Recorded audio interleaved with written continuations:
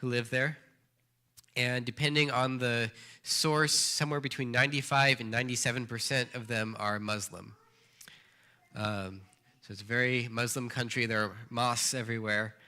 There are a number of languages that are spoken there, a number of different native tribal languages, but the dominant languages are, so French, of course, is because Senegal was a French colony for many years, and so they adopted that as one of their languages.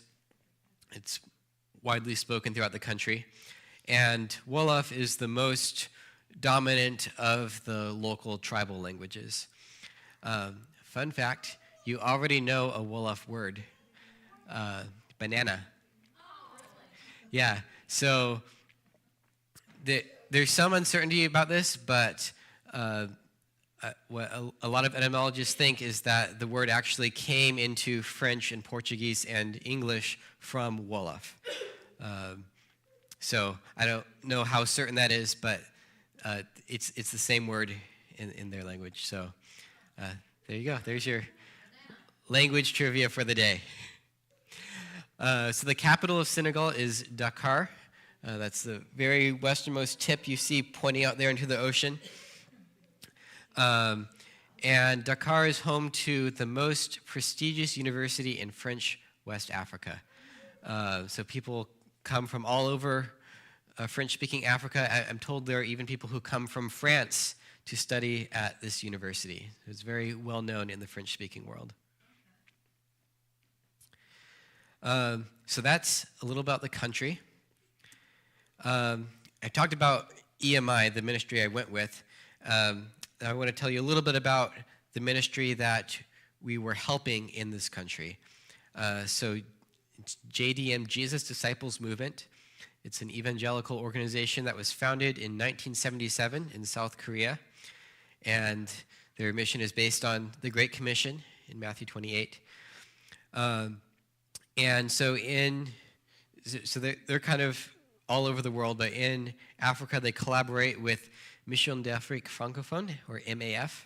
So they kind of work together. That's the mission of French-speaking Africa. So they're working together in this part of Africa to spread the gospel. So their vision in Senegal involves sharing Jesus, forming disciples, building a family community, training spiritual leaders, sending disciples into universities and schools in French-speaking Africa. And we'll talk a little bit about this, so that they actually have a ministry.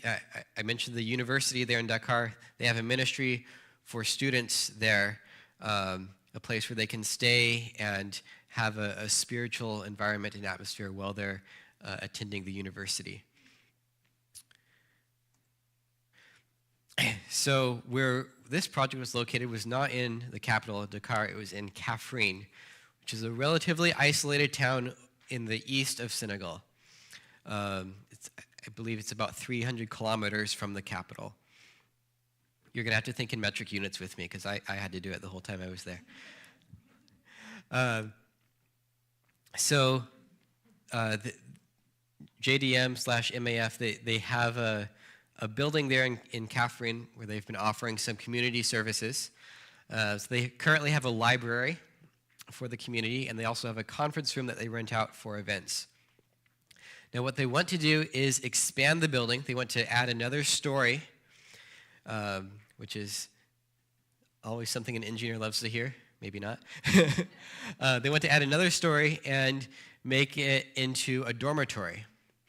Now the reason for that is, so there's a public high school there in Kaffrine, and like I said, Kaffrine is relatively isolated, so there isn't really another high school around for quite a distance, and there are students who have to travel as much as 2 or 3 hours just to get to school. In fact, they're telling us one story about this girl who has to walk an hour to get to the bus stop and then ride the bus for an hour to get to town so she can attend high school. And this poses a challenge, especially for some of the outlying rural families where they don't necessarily value education that much, especially for girls. But if, there are people who want to go on to study at university, and they have to go to high school first. So what this ministry, kind of their vision here, was to have a place, have a dormitory there in Kaffrine, where students who live farther away can come and have a place to live while they're attending high school. And while they're living there, they'll also be able to receive Bible studies and spiritual instruction, and be prepared to go on to university. And kind of their idea is that there can be continuity between the ministry here and in Dakar, where they're working with the university students. They can have students go from here to there and have spiritual instruction all the way through. So EMI had previously gone out to the site. They have an on-staff structural engineer who went out and did an assessment just to see if the existing building could support another story. And the conclusion was no. So our trip was kind of building on that previous assessment.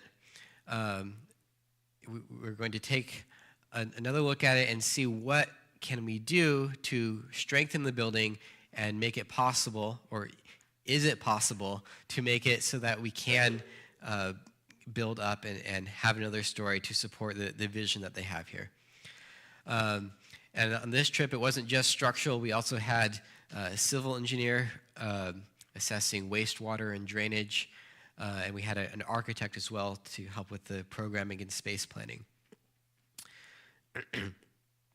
So I signed up for the project and got on a plane.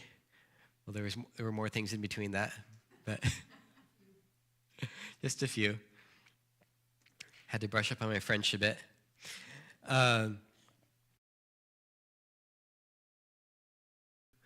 on a plane in Midland and flew to Detroit and then to JFK. And at JFK, I met our civil engineer. I'll show you a picture of him later. And then we flew to Dakar, landed in Dakar Friday morning. There was a bit of a miscommunication. So the project leader had booked our hotel for us and had arranged with the hotel to send a driver to pick us up from the airport. And then we got there and no one was waiting for us. And we tried to get in touch with the hotel, finally did. Somehow it had just slipped through the cracks, and the driver wasn't available. So we got a taxi.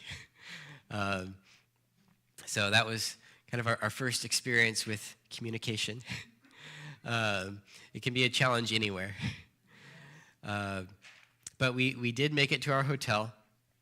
And on the way, I got a chance to see a lot of buildings under construction.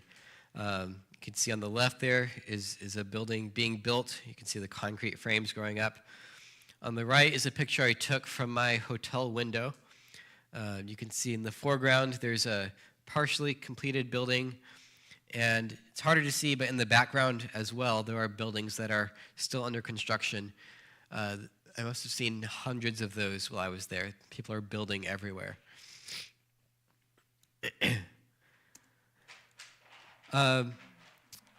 So that Friday, we met up with the project leader, John, and his family, and we walked around a bit, and he showed us a few things. And this picture is from a site where a building collapsed back in May. There were actually 2 high-profile collapses in May in Senegal, and both of them involved fatalities. And the consensus seemed to be that it's a result of building regulations not being followed or enforced. There are rules that are supposed to be followed, but unfortunately it can be all too easy to, if you know the right people or bribe the right people, you can get your paperwork pushed through and build something without the kind of oversight that it should have. And so I think there have been ongoing conversations since these high-profile collapses to see, how can we enforce these building regulations a little better. And I think that's also bringing some awareness of the need for proper building design. which I think might be why EMI was asked, part of why EMI was asked to help with this project. And I'm glad that we were. I'm glad they didn't just keep building. They actually asked for engineers and architects to come out and assess it. So before I left, I wanted to see, this organization I went with was not an Adventist organization, but I wanted to see if I could meet some Adventists in Senegal.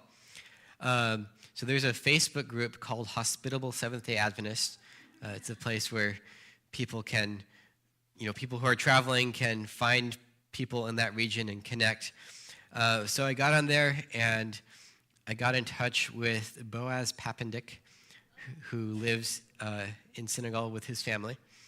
And so I got to meet him, and he showed me the church he attends there in Dakar, the Grand Yoff Seventh-day Adventist Church. So I'm going to show a couple of videos that I took there. This first one is from a youth Sabbath school. They're having a Bible drill. So the way I've seen Bible drills done before is, the way they're doing it here is there are two Bibles at one end of the hallway with the verses written down next to them, and then